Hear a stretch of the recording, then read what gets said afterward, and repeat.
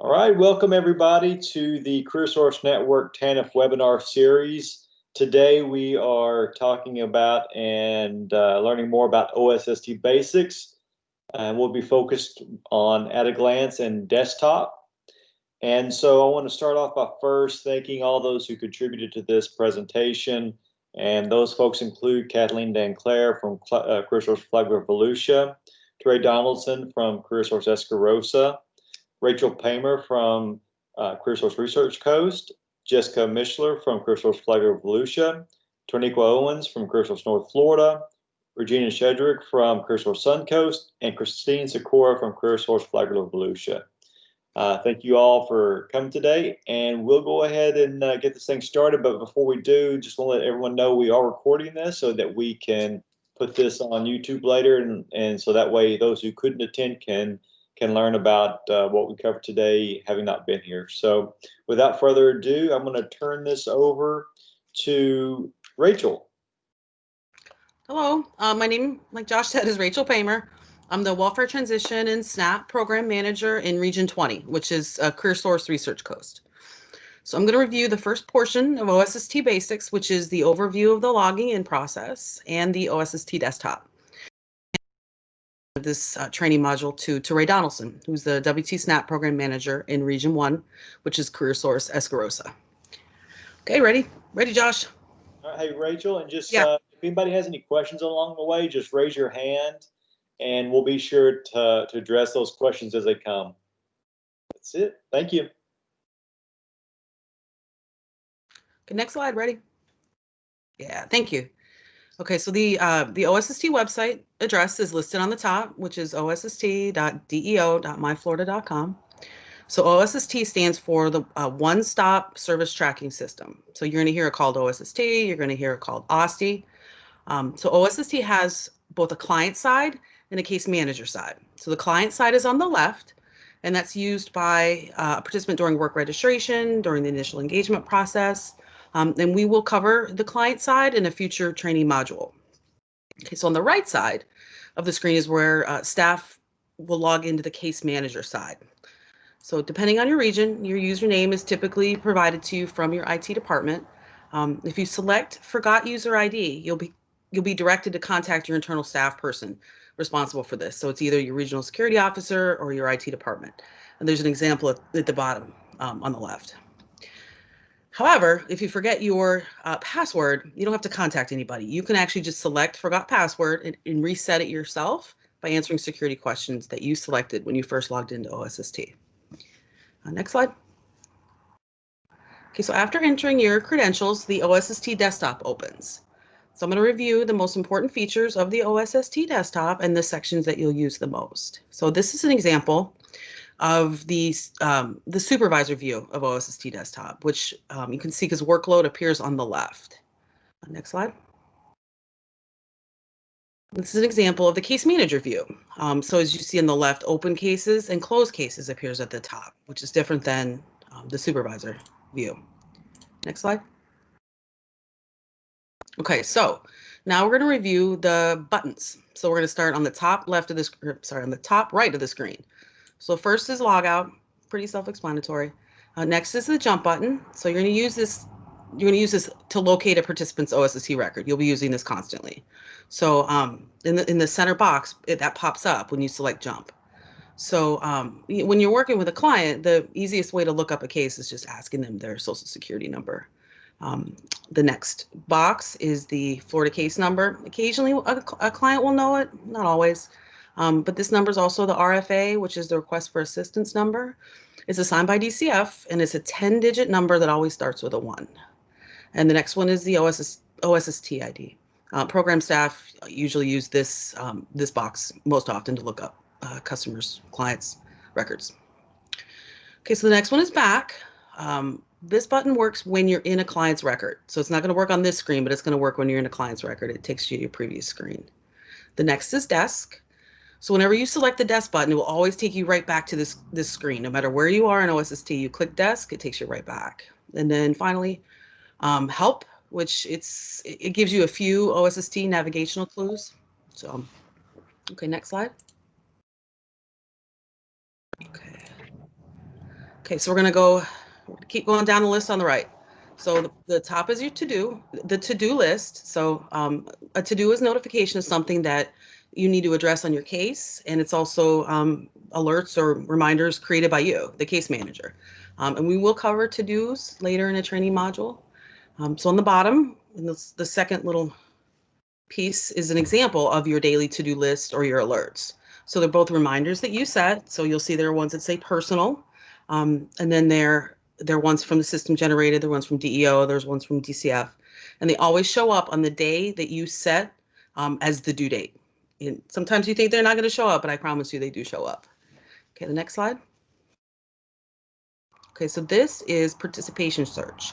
So this is a quick search, and you're going to look up job participation rate, essentially. So you use this to identify customers or your clients with low or blank JPRs. And what a JPR is, it's the hours that a participant, they complete, and then we enter in the system. So, and you can also find that same information on the left in the searches section. Next slide. Okay, so we have queued letters. So OSST will often prompt you to generate a letter. So if you choose not to generate it, maybe you don't need it, or there's not a letter associated with what you're trying to do, you just select cancel, and the letters get stored there. So you can go back, print them later, or delete them. Next. Okay, so we're gonna look at the exception search, Florida Runstat, and the FSR Runstat. So the easiest way for me to explain this, it's the magic behind the scenes. It's the drivers, the data transfers, and at the bottom of the screen is also a little bit behind the scenes information. So if you see Florida down, which is DCF to OSST, that's the information that's transmitted like after hours during a nightly upload. And Florida up is the opposite. So sometimes the data is not transferred for whatever reason, but you can always see here and see what's going on here. And there's one more thing that I want to show you. We don't have an arrow pointed to it, but it's the directory. So it's right up at the top in the purple bar on the far right. So that's how you look up a client by name. So you search first name, last name. You can also find case managers information within the workforce regions. So next slide. Okay, so we're going to look at work register. We don't use this a lot anymore because new cases really are created by the DEO DCF interface, the automation. But however, you can use it to move a case to your own region as long as the case is closed where it's currently housed. So, and each region differs with what staff is allowed to do. So make sure you check with your supervisor before manually work registering anything or moving your cases around. Okay, next. Okay, so finally, we're going to hop back to the right, which is my test case manager alerts. It's the very last one on the right. This connects to the Florida Job Connect site where the participants' usage of Employ Florida is documented. We will review this in depth in a later training module as well. Okay, let's see. All right, next slide. Oh, yeah, jump two. So jump two at the bottom. So it's another way to pull up a participant's record. If you use the jump button at the top, right? So you enter your information, you key the data in, that information gets stored in that section at the bottom. So the last few individuals that you looked up, you can select that drop down box and it will show them. So you can quickly just jump to their case without having to key it in again. All right, next slide. Okay, so quickly, that's account info. Your information is listed there. Your name, your fax, your phone, your email, your office location. Some things can be changed, some things can't. Some things you have to contact your regional security officer to change. Again, check with your supervisor before changing any information. Next. Okay, so we're going to look at searches and reporting real quick. Okay, so searches are a quick search to really specific information. So you can look to see how many participants are completing job search activity or how many have assigned to training, so on. And then if you go to reporting, there's various reports here to look up data, but it's a deeper dive than just the searches. So like you have engagement reports, you can see who's doing what, how many hours have they completed. You can see their highest level of education. And then we have external reports that we use, like the monthly management report. So we can see how many, what cases closed for sanction, what cases closed for employment. We can check our the average entered employment rate. All right, next slide. Okay, so then we're at workload. Okay, so this is on the left is the workload section. When you click workload, that screen opens, which is all of the case managers assigned to that specific unit. So say you would scroll down, you'd look for your name or someone else's name if you're, working with someone else, and select the number in the open cases column to access your case list. Now, if you don't have workload, it would just say open cases and closed cases. So you wouldn't have this screen. You would only be able to use your own. All right, next. Okay, this is an example of a case manager's list. So this is from one of our case managers, Jody Thomas in our region. Hello, Jody. At the top, you use that drop-down menu. So where it says open caseloads for Jody Thomas, there's a drop-down menu right there. And you can toggle between whatever units that you're assigned. So if you want to look at your closed cases, you pop over to the left side and you just click on closed cases. So for the case manager list, you get to see your customer's name, you get to see their OSST ID, you see their full social security number, the program, meaning public assistance, which is a single parent, or unemployed parent, which is a two-parent case, the Florida status, which is either open, closed, or denied. Then we see the welfare transition status, which is mandatory, applicant, or transitional, and the date, the last time an IRP was updated, and the date the last update was done to the case by the Florida system. So that's all for me. Does anybody have any questions? So I'm going to hand off this next portion to Trey. All right. Thank you, Rachel. Again, my name is Teray Donaldson. I'm Welfare Transition and SNAP Program Manager with Career Source Tuscaloosa in Region 1. I'll be covering the basics of the OSST Case at a Glance screen. This is the screen that you'll see once you're actually into someone's case. So we're going to take a deeper dive and actually get into a case so we can navigate around a bit. I should preface this whole section by noting that the majority of the info you see on the screen can be edited under the Client Info tab that you see at the very top of the screen. So in other words, you can view the client's info at a glance under the Case at a Glance tab, but to make edits, you can do that under the Client Info tab. And again, most of the information can be edited. Now let's take a look at the very top of the screen. You'll see the yellow manila folder tab. We view that tab the same as we would an actual hard copy file folder tab. So we view it just the same. It includes some of the same information that you would see on an actual hard copy file folder. So you would usually see the client's name, which we've redacted for training purposes today.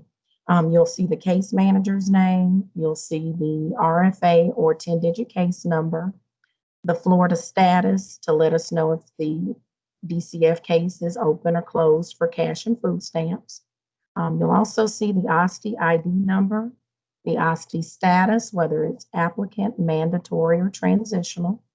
You'll also see if it's a PA or single parent case, a UP two-parent case, or a TP teen-parent case. And the final piece of information you'll see in the top of the yellow tab is the region, county, and unit. And it basically lets us know at a glance where the case is currently located. So again, that's our manila folder tab that we treat similar to an actual hard copy folder. Now let's move into case action. So you'll see the red arrow there is pointed to the drop-down menu for case action. This is where you can either open a case, close a case, maybe even transfer it to another region. You could change the status from maybe applicant to mandatory. So all of that could be done there under that drop-down box under case action.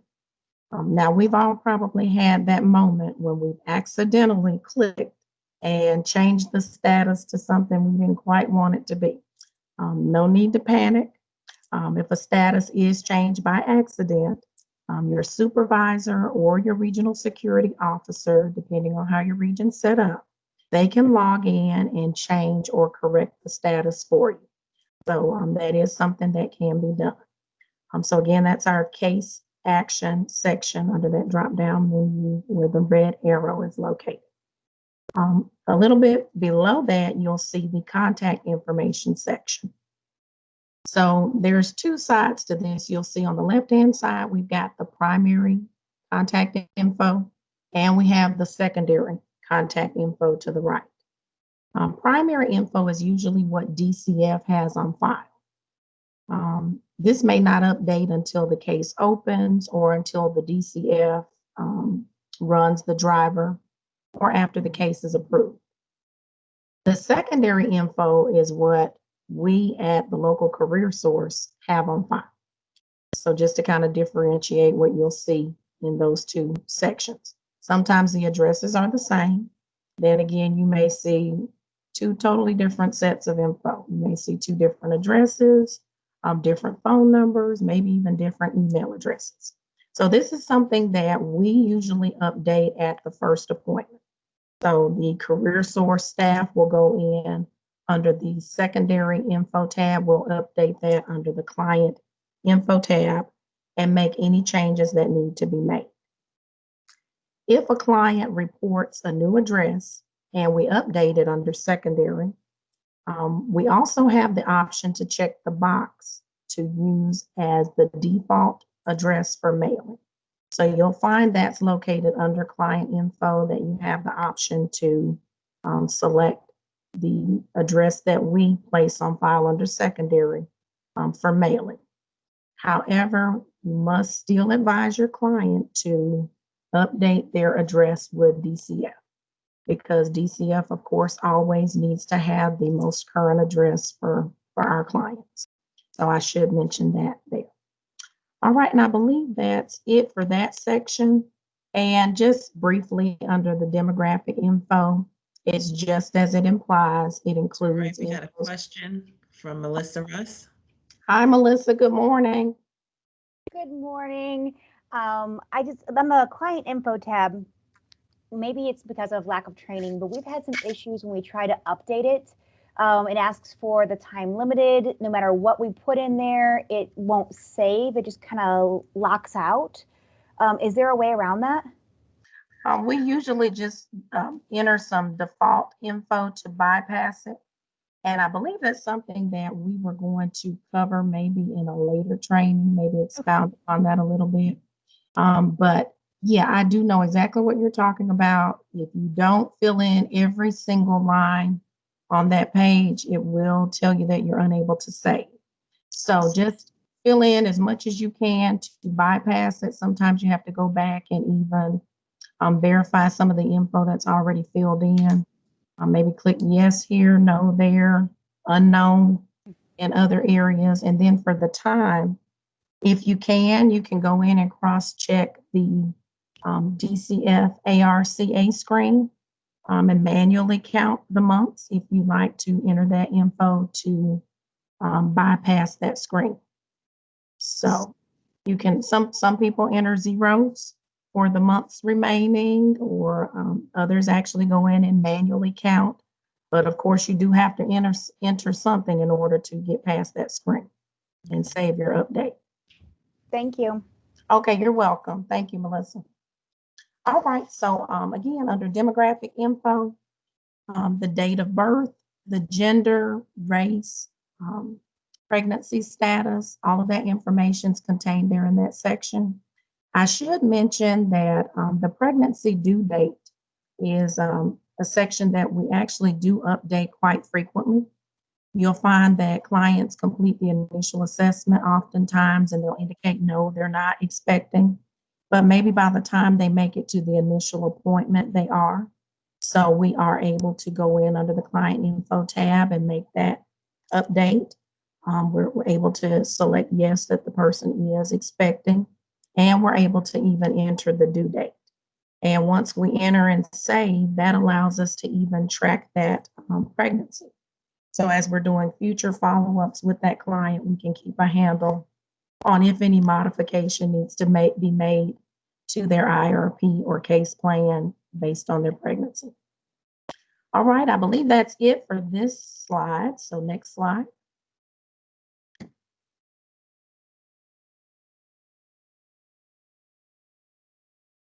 All right, so now we're on to the other parts of the case at a glance screen. You'll see at the very top, we've got the household members. This info actually syncs over from DCF system based on the client's initial application. So you'll be able to see if there are any other adults maybe in the household, any children that are in the household.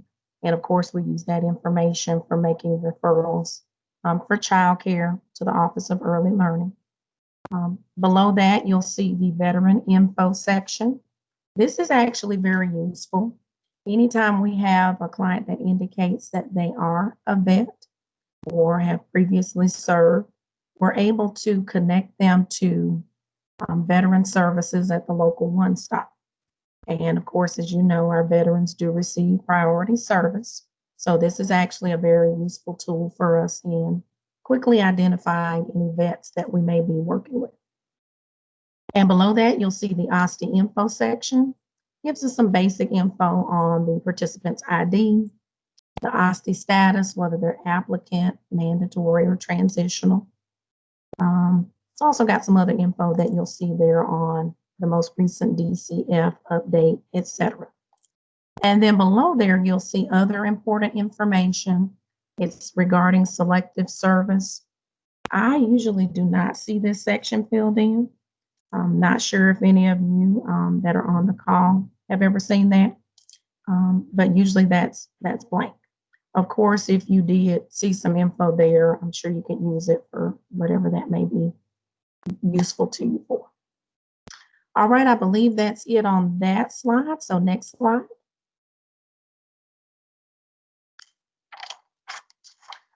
All right, so at the top of this screen, you'll see the Employ Florida Marketplace or EFM status section.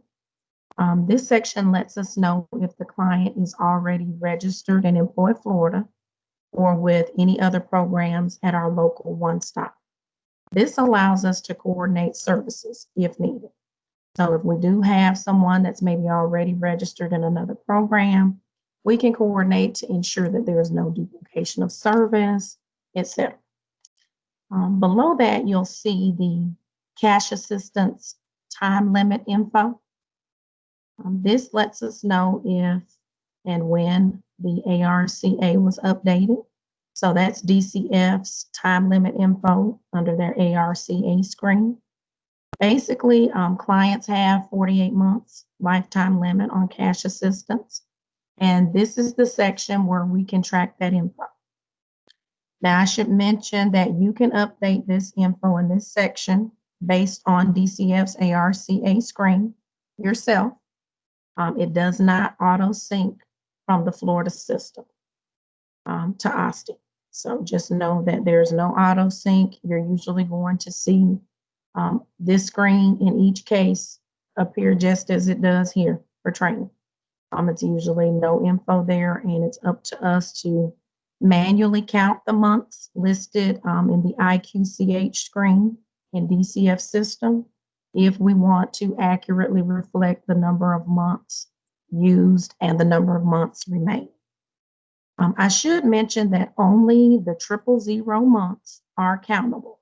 So when you're viewing the DCF IQCH screen, just note only the months that are indicated with 000 countable months.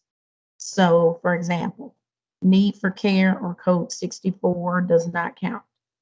Neither does birth of a baby exemptions or code 65, protected payee, hardship extensions, etc. All right, the next section is employment info. This is the fun section, I like to call it. Hey, I get excited when a client reports employment. So this is the good part. Oftentimes you'll find that clients, when they initially register, they may report that they're unemployed. They're looking for work. By the time they make it to the first appointment, sometimes they're already employed. Maybe it's just part-time. We're able to go in and edit this section if needed. Again, we will click on the Client Info tab located at the top of the screen, and we're able to go in and update this in real time. So as you're receiving verifications of employment during the course of working a case, you're able to go in and update info there. As you receive loss of income, regarding a client losing a job for various reasons. You're able to go in and update this section as well. So as you know, clients can start out maybe unemployed, get a part-time job. Sometimes they may lose that and then end up finding a full-time job, all during the course of one case reopen. So you're able to update this info right under the employment info section. And I believe that is it for that screen. So next screen, and this is actually our last one. So thank you all for being patient with us today as we cover this info. As you see here at the top of the screen, we have case history. This section is primarily used to reference the mandatory date, as we're required to update assessments and IRPs within 30 days of the date that a case goes mandatory. So opens and reopens can also be initiated by the regions. So you may see that info also reflected in the case history section. But again, we primarily use it to reference when the case became mandatory so that we're in compliance with the 30-day deadline for assessments and IRPs. All right, and the next section is the Florida exception or error record section. This basically contains info that feeds over or syncs from DCF's system. So we're able to see when a case gets processed, if maybe there's an update to the eligibility status, etc. So you'll see that info at the very bottom of the screen under Florida exceptions and error records. Just want to go back and mention as we wrap up this section, again, any updates or edits that need to be made to Case at a Glance. As I mentioned earlier, it can be done via the client info screen or under that tab. However, we just want to caution anyone that's maybe viewing this presentation. This should be done in consultation with a supervisor first. So before you're going in and making changes to the client info tab, you may want to do that in consultation with your supervisor. And I believe that actually wraps up the Case at a Glance screens. Are there any questions from anyone that's on the call?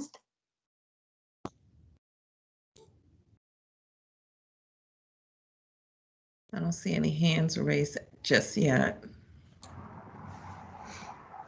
Well, if not, we do thank you for your time today. Thank you very much. Thanks to Ray and Rachel and everybody who attended this.